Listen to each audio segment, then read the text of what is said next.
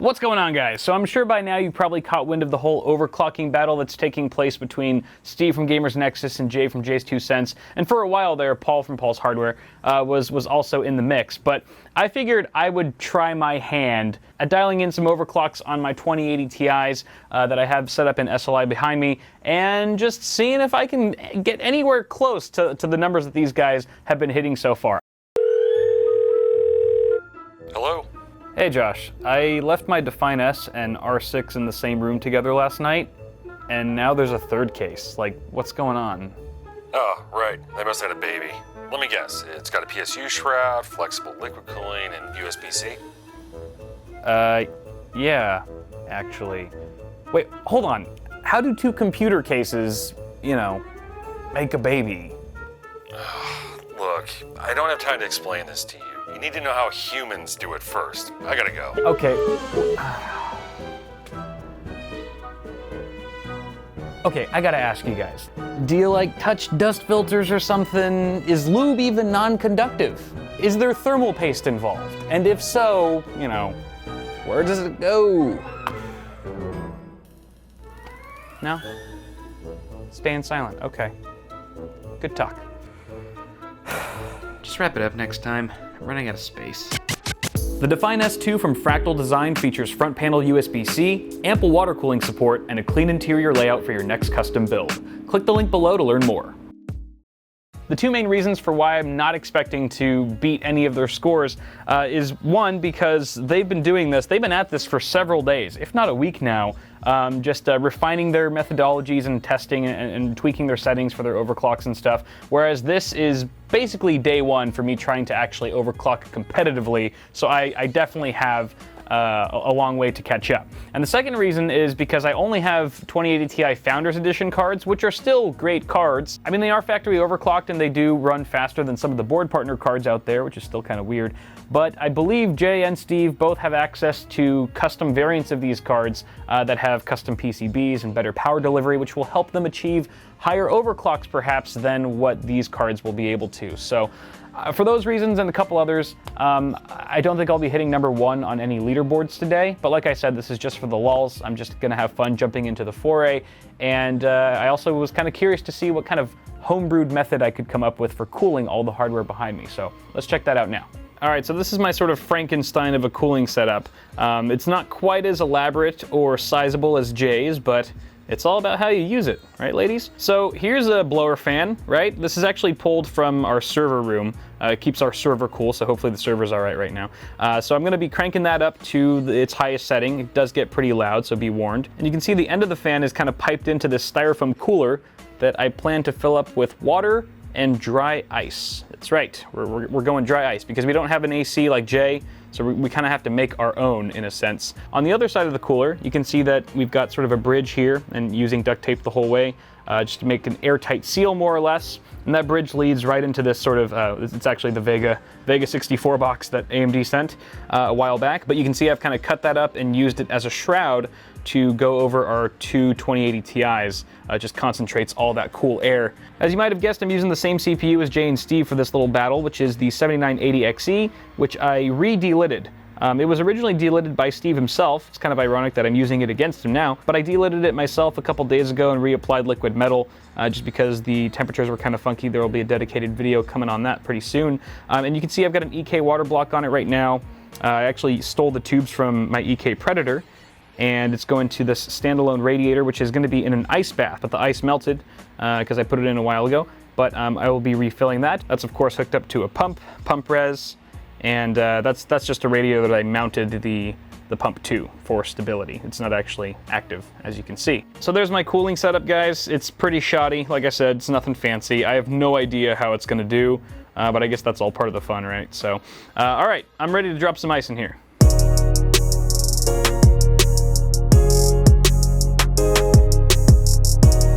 Sorry it's a little noisy in here. I've got the fan running at full speed, but we're just about ready to run Firestrike Ultra. I have overclocked both of the RTX 2080 Ti's. I hope it's stable. I haven't done a ton of stability testing for the settings that I just put in here. I guess this first run in Firestrike Ultra will let us know. So I'm gonna go ahead and start it now. Idle temps right off the bat on the GPUs aren't quite as impressive as I was hoping they'd be. We're getting like 30 to 35 C on both cards. Firestrike Ultra underway. System just shut down. Like before the run even started, right as the loading bar finished and it was about to start, the system just killed itself. Please stand by. All right, here we go. Run number 2. Let's do it. I'm feeling lucky this time. It crashed. It reset again. Something's seriously wrong. That overclock should have been fine. So I initially tried a 150 megahertz offset on the core clock. Didn't even touch the memory. Power and temp target were completely maxed out, and for some reason that did not hold. So I dialed it back down to 125 megahertz offset on the core clock, and still system shut down. So now I'm going to go to 100 megahertz. I'm not even going to touch our memory just to see if our cards are really that sensitive. All right, let's try this again. Guess what the system just did? Again. All right, well, you may have noticed that my test bed looks a little bit different than it just did a moment ago. And my cooling solution is also about 10% of what it was. That's because for some reason, the motherboard I was using, which is the X299 or Prime X299 Deluxe from Asus, was just not working properly. I'm boiling it down to a motherboard issue because the CPU and the graphics card still seem to work just fine in our new test bed here, which didn't take long at all to set up after that whole ordeal. This is the Aorus Gaming 9, also X299, and of course we have our fan here, but we've done away with the dry ice solution because it just wasn't working. I love today. And I'm gonna also stick with our ice bucket here, even though I need to replenish the ice because it's melted once again. I saw you move, don't do it. Don't you dare think about it. I should really just get a better stand for that. Oh God, okay.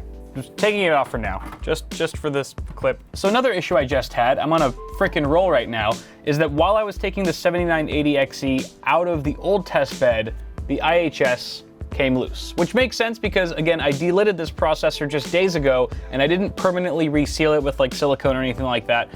So it came undone and I was pretty careful with it too. It just happened to pop off and it slid in such a way where some liquid metal got on certain parts of the substrate where it doesn't belong. Fortunately, it didn't touch any capacitors or anything like that, but I did still have to spend 20 to 30 minutes to make sure all the liquid metal was off of every part of that CPU apart from the die. And now ever since then, I've been having a really hard time getting back to the clock speed that I was overclocked at on the old test bed with this new one, which was, I'll just tell you what I was running at because it doesn't even matter anymore. It's a total shit show anyway. 4.8 gigahertz is what I was running on the last test bench, which was at 1.34 volts. And now I'm having a hard time hitting 4.7 gigahertz with even a little bit more voltage than I was using before. So I don't know if it's just some degradation that I'm experiencing, similar to Jay with his chip after just pumping so much voltage into that CPU over and over again, or if something else happened while in the process of me putting that IHS back on. At any rate, things are not going my way today. So for the sake of this video, I'm gonna push on and dial in whatever settings will actually hold just so I can get at least one full run of Firestrike Ultra. And whatever score that spits out, no matter how terrible it is, that'll be my baseline score for day one. That's all I can offer you guys right now. So let's just get this over with. Let's do some angry overclocking. All right, another awesome update. It's actually a lot worse than I thought. Not only are we unable to hit that 4.8 gigahertz overclock on this new testbed, but we can't even do anything. In fact, right now we're running bone stock on our CPU. And look what happens when I try to run Cinebench. System shuts down. This tells me that there's probably some liquid metal still on the substrate, maybe touching one of the capacitors, and at any first sign of load, it's just protecting itself and shutting down. So I'm gonna have to revisit the 7980XE again, but that'll obviously have to come at a later time. So for now, let's just pop in our backup. 7960X, 16 core, pretty much the next best thing. Obviously not quite an 18 core, but I'm so desperate at this point, I don't even care. All right, we swapped out the stupid processor for one that's hopefully less stupid. Still running stock. I'm gonna see if Cinebench works, and it does. Oh, thank sweet Jesus. Okay, I guess I can start overclocking this guy. Finally! Hopefully there will be no issues between now and the time I return to you. Oh look, the system is no longer wanting to boot from the drive, the only connected drive that has Windows on it, and I can't even the keyboard doesn't work now. Keyboard not working. Already tried all the different USB ports on the rear I/O. This is my waking nightmare. Anyone have any water? Cyanide, maybe?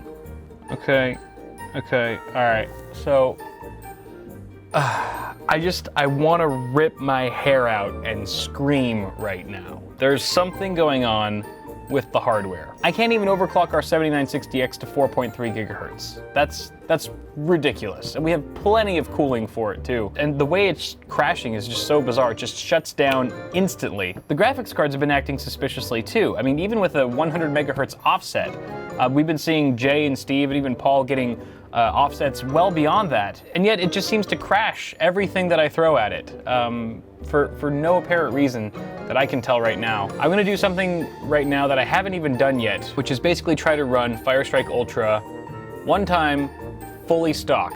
Both the CPU, GPU, memory. Let's just see if we can get through one run. I've been at this for way too long too. It's been about 10 hours and I have so little to show for all this time that I've invested, so it's very frustrating.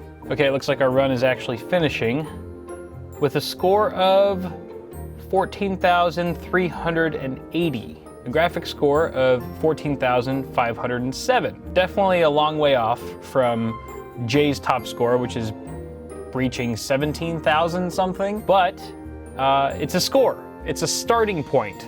And I guess we can only go up from here, maybe. I think I encountered more technical issues today than I have in the last 6 months combined. I've definitely underestimated just what a challenge it is to go up against these wicked scores that Steve and Jay have put up. And so kudos to them. You know, they've been working hard and they deserve to be up there on the top of the leaderboard, where I'm still just trying to find my footing here with all this. So before I embarrass myself any further, I'm gonna get out of here. I've got things to do, like contemplate my life choices and cry in a corner whilst in a fetal position for the next 10 hours.